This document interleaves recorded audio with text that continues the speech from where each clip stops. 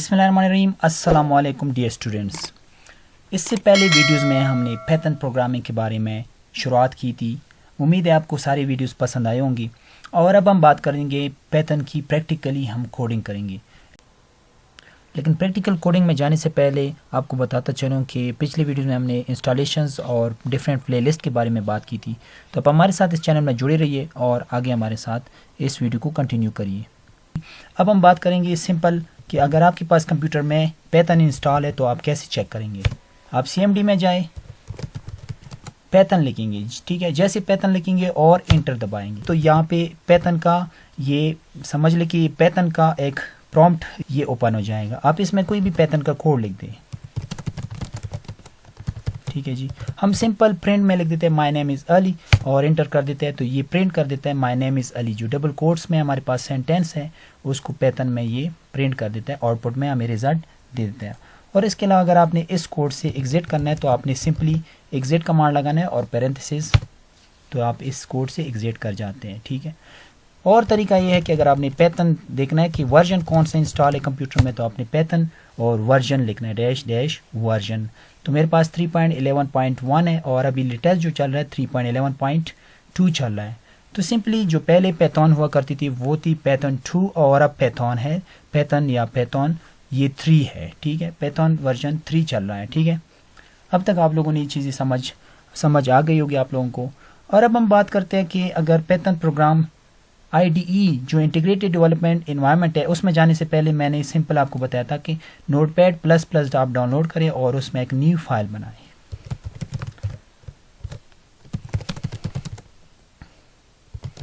इसमें मैं लिख देता हूं कि माय नेम इज़ बिलाल, ठीक है जी। और इसको मैं सेव कर देता हूं, मैं डेमो फाइल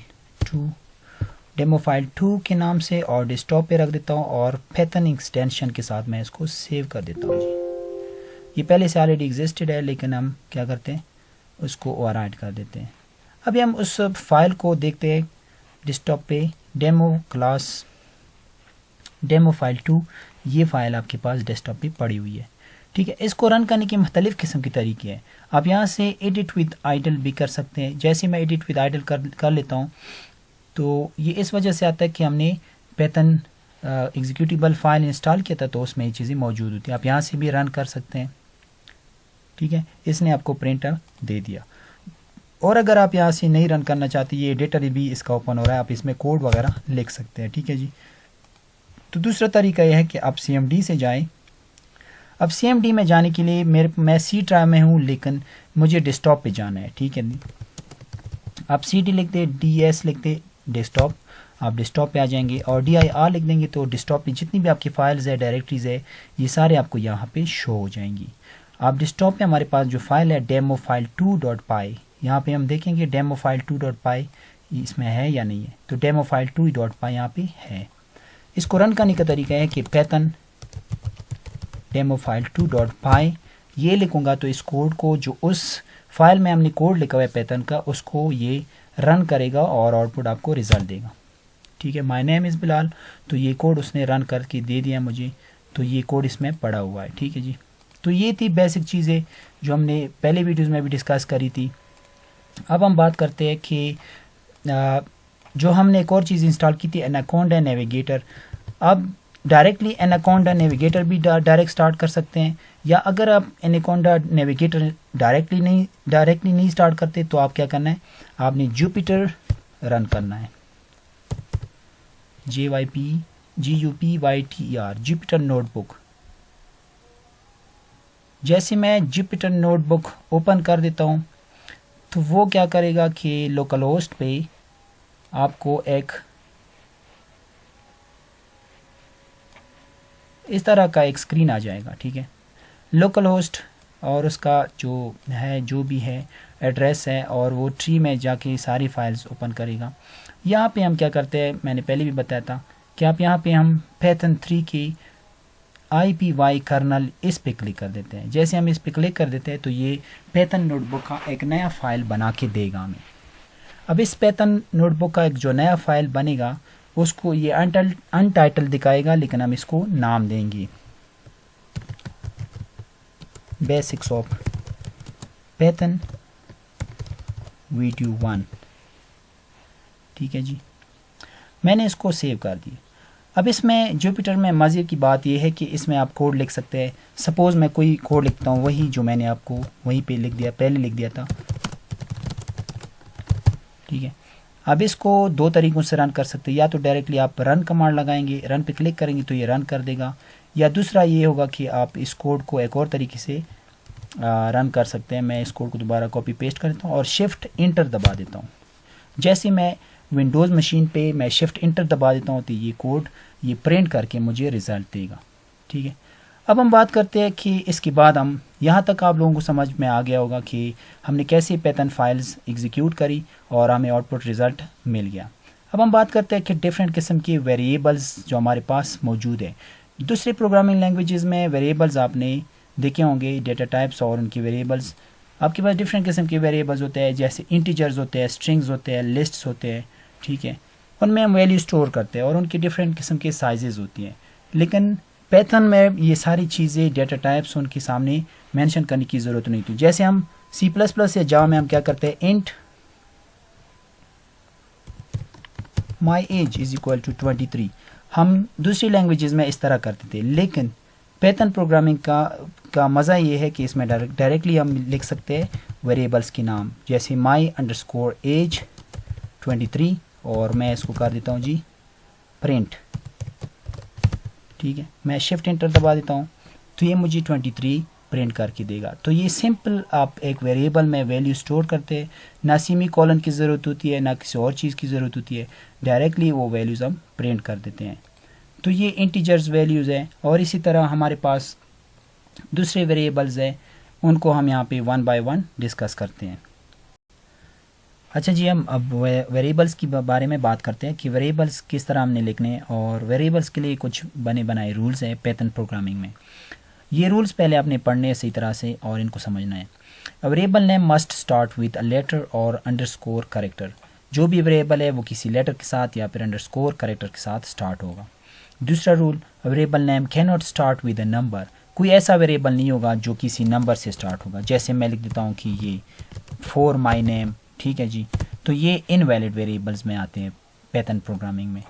इसके अलावा एक और रूल है, variable name can only contain alpha numeric characters and underscore A to Z 0 to 9 and underscore. इसमें आप अल्फा न्यूमेरिक कैरेक्टर्स आप इस्तेमाल कर सकते हैं। जैसे यहाँ पे मैं लिख देता हूँ कि माई एज इज़ 45, ठीक है, इज़ इक्वल टू, यहाँ पे कोई मैं उसको वैल्यू देता हूँ 45, तो ये भी एक वैलिड वेरिएबल है। मतलब एक अल्फा न्यूमेरिक कैरेक्टर्स आप इस्तेमाल करें। या इस तरह की मैं लिख देता हूँ कि बिलाल 45 इज़ इक्वल टू उसका जो भी नाम है, नेम वगैरह, ये भी एक वेरिएबल है। ये एक वैलिड वेरिएबल जिसमें कैरेक्टर्स भी है और नंबर्स भी हैं। इस तरह एक और रूल है कि variables names are case sensitive. Age और AGE कैप्स में ये सारे 3 डिफरेंट वेरिएबल्स के नाम हैं। अभी हम यहाँ पे प्रैक्टिकली इनको देखते हैं। जैसे मैं लिख देता हूँ माई नेम इज़, इसमें मैं नाम लिख देता हूँ कि बिलाल खान, ये एक वैलिड वेरिएबल है, ठीक है जी। मैं लिख देता हूँ कि जी अंडरस्कोर से मैं स्टार्ट कर देता हूँ कि माई नेम, ये भी एक वैलिड वेरिएबल है। इसमें आप कोई भी नाम लिख दें, मैं डमी डेटा डाल लेता हूँ। इसके अलावा मैं कोई और वेरिएबल बना देता हूँ कि माई नेम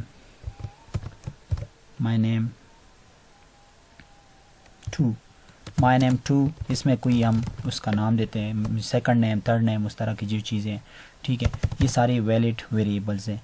इस तरह अल्फ़ा न्यूमेरिक जो होते हैं कि नेम 2, ये एक वेरिएबल है, नेम 2, ये अब वैलिड वेरिएबल्स है, इसमें आप वेरिएबल्स दे सकते हैं, ठीक है। इसमें वैल्यूज़ भी देख सकते हैं, जैसे नेम 2 मैं लिख देता हूँ कि कोई नंबर मैं दे देता हूँ, ठीक है। इस तरह इनवैलिड वेरिएबल्स में अगर मिसाल दूँ कि इनवैलिड वेरिएबल्स कौन से होते हैं, ठीक है जी, इनवैलिड वेरिएबल्स। अच्छा, जो मैं कमेंट के साथ हैश के साथ ये लिख देता हूँ इनवैलिड वेरिएबल्स, ये हैश को हम कमेंट कहते हैं, इसको हम बोलते हैं कमेंट्स इन पैथन, ठीक है जी। ये भी यहाँ पे बेसिक चीज़ है, ये सीख ले। ये सिंगल लाइन कमेंट है। और अगर हम मल्टीपल चीज़ें लिखते हैं, सपोज़ मैं लिख देता हूँ कि वेरिएबल्स और storage containers that store data. अभी मेरे पास मल्टीपल लाइंस है और इनको मैं कमेंट देता हूँ, ठीक है। तो यहाँ पे क्या करना है, अपने 3 वो लिखने हैं, 3 डबल कोट्स लिखने हैं, 3 डबल कोट्स शुरू में लिखने हैं और 3 डबल कोट्स आपने एंड में लिखने हैं, ठीक है। तो आप देख रहे हैं कि ये कमेंटेड कोड होगा, ये इसको हम कमेंट कहते हैं, मल्टी लाइन कमेंट्स कहते हैं। और इसके बाद अगर मैं इनवैलिड वेरिएबल्स में यहाँ पे लिख देता हूँ, जो मैंने यहाँ पे मेंशन की कि इनवैलिड वेरिएबल्स कौन से होते हैं, जैसे मैं कोई वेरिएबल यहाँ पे लिख देता हूँ कि माई और स्पेस लगा देता हूँ name is equal to whatever, जो भी नाम है, ठीक है। तो ये वेरिएबल इनवैलिड वेरिएबल है और ये सिंटैक्स एरर आपके पास आएगा, मतलब कि प्रोग्राम में एरर आएगा। या आपके पास कोई वेरिएबल है कि 3 नेम, मैं 3 से स्टार्ट कर देता हूँ, 3 नेम इज इक्वल टू कोई भी नाम, तो ये इनवैलिड वेरिएबल्स होंगे, ठीक है। या फिर कोई और कैरेक्टर इस्तेमाल करते हैं अंडरस्कोर के अलावा, जैसे मैं लिखता हूँ माई हाइपन नेम, तो ये भी इनवैलिड वेरिएबल्स है। या फिर मैं कुछ इस तरह कर देता हूँ कि कुछ और कैरेक्टर्स जैसे डॉलर में लगा देता हूँ नेम, जैसे PHP वगैरह में डॉलर इस्तेमाल करते हैं, लेकिन इस पैथन लैंग्वेज में ये चीज़ नहीं इस्तेमाल कर सकते, तो ये इनवैलिड वेरिएबल्स है। इसी तरह एक और चीज़ मैं लगा देता हूँ कि माई डॉट नेम, ठीक है, ये भी इनवैलिड वेरिएबल्स में आपके पास आएंगे। तो ये वेरिएबल्स की बेसिक चीज़ें हैं।